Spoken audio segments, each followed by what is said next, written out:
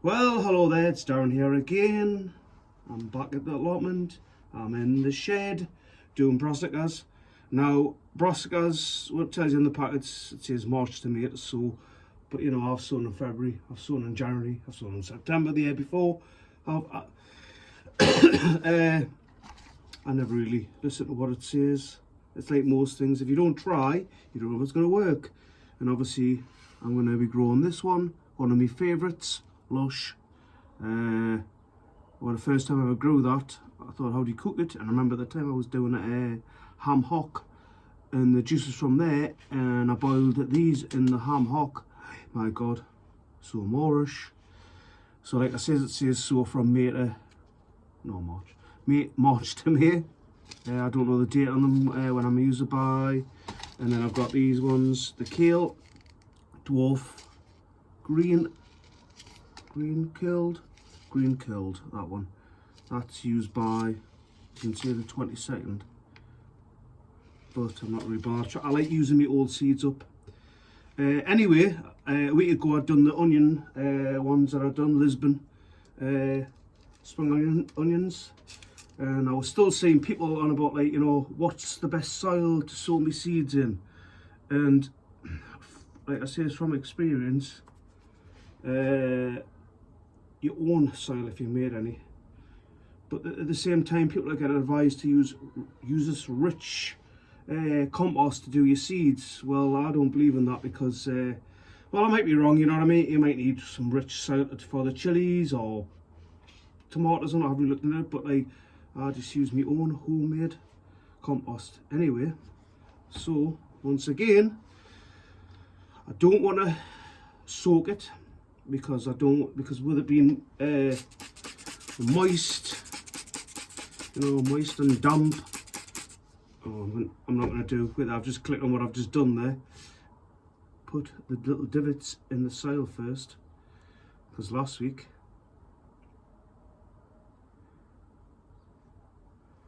I didn't, and when I sprayed it, I was sticking to my fingers. So put the divots in first, Darren. Remember that one. Put the little divots in, little holes for the seeds to lie in.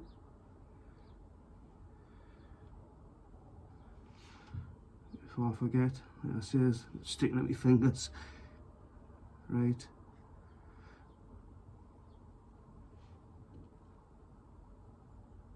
It is, it's all sticking at my fingers. I should have done that beforehand. No, so the reason I spray, I used to put them in dry, then water them. But then I was finding that sometimes the seeds weren't coming up because I was thinking, with it being, you know, still cold and damp, there's no evaporation of the water, so the seeds are just lying in cold, damp soil. So I think it's probably going to be easier this way.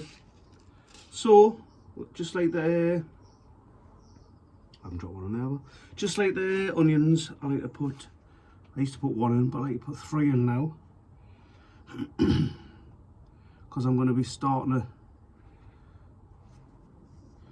like either pair them or triple them when I put them in the ground. So I'm getting 3 plants together, companionship plants as I would call them. So they're going to all hug each other.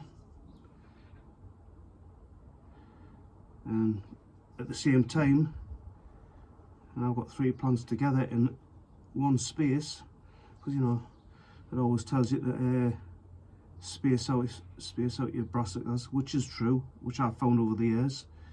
Oh, I've put 4 in there. To space out your brassicas, you know, when I first ever did brassicas, I think I put them a couple inches apart, and I had okay cabbages. But then obviously I realised that the bigger the space, the bigger the cabbage will be. Last year I think I had them about, God, 6 or 7 inches apart, if not 8. And then I got some massive cabbages. then I was getting attacked by caterpillars. I'll give them a little bit of a bit more spray there. We were getting attacked by caterpillars and floor beetles and stuff like that.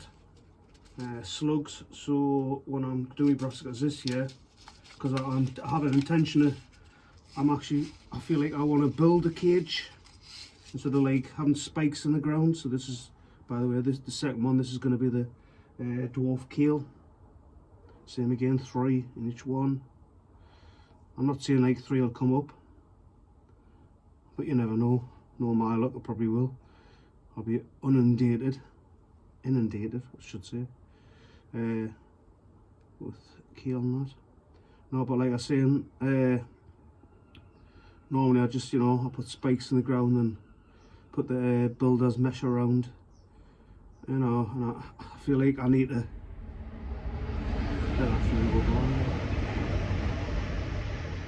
I feel like I need to have a permanent cage where I can walk in, so it's easier. Trying to get in brassica space and all that when it's quite low, and it takes quite a bit of space up.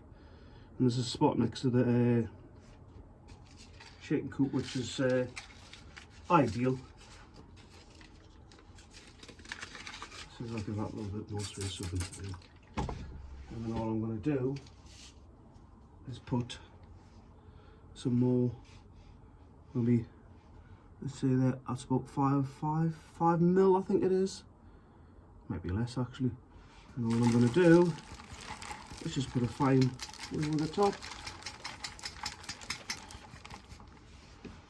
and that's it, that's them. Like I say, try not to overwhelm yourself by trying to do loads and loads of whether you're going to do onions or brassicas. Like I always say, it's, if you want to start sowing stuff now in a cold environment, brassicas, onions, beetroot, stuff like that, hardy root based plants. I'm not sure about carrots. I've never really tried carrots. I might try carrots actually, but whether carrots are different, I don't know. Parsnips, stuff like that. I've always done just brassicas and onions. Onions, like I says, they work well. So obviously the next thing, if you can find it anyway, I bought these labels off Amazon. I can't remember what they were. Great. People are asking how do you get this off. I think I've got this alcohol base spray or something. I just put that on and it just wipes off straight away anyway. So I always say, write a label out, put it in, put the date on so you know exactly when it started, because I've done that before where I haven't put the date on and I can't remember when it started, so I can't like work out. Well, like I say, as average, it's 3 weeks that they're gonna like. I'll have a look on the back of this, right? I'll have a look at the back. So basically it's saying, let's tell you the temperature. Keep it 10 to 15 Celsius, keep moist. And it's telling you when you plant them, 45 centimeters apart. It's saying seeds should appear 14 to 28 days. So it could be 2 weeks, it could be a month.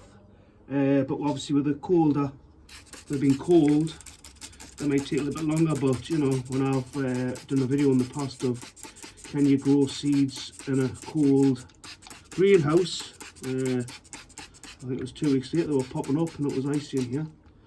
So like I says, get some brassicas in, whatever you like.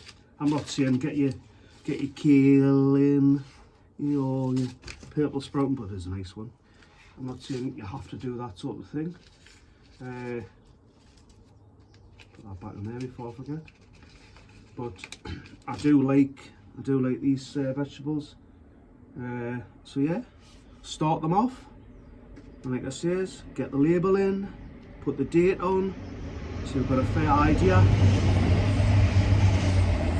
of when you've done it, and that's it. But please don't get yourself overwhelmed of what soils you need to use and what seeds and what's this and what's that. This is the whole point of when I do these videos. I try to make it as simple as possible.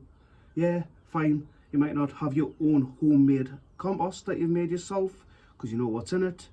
You might have to buy some. Just buy some plain it's peat based or whatever compost that ain't full of nutrients, because you know, as I've found, you don't want that. You want it afterwards when you're putting them on. You want some rich soil, whatever you can get. But like, you know me, I like my chicken coop poop half and half, my homemade chicken coop poop, and it works fantastic for me. Anyway, it's bye from me. Hopefully you're starting to slowly get the seeds in for the season. It's, you know what I mean, it's already the second week in I nearly said December there, second week in January. Crazy, absolutely crazy. Anyway, it's bye from me. I'm in the shed. See you later.